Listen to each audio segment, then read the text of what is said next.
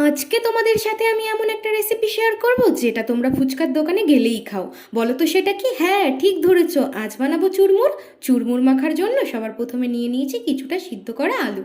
আগের দিন আমাকে একজন দিদিভাই কমেন্ট করেছে যে দেখে কি সুন্দর লাগছে, আর খেতেও খুব ভালো হয়েছে মনে হয়। থ্যাংক ইউ দিদিভাই আমাকে কমেন্ট করার জন্য। এবারে সিদ্ধ করা আলুগুলো ছোট ছোট করে কেটে নেব।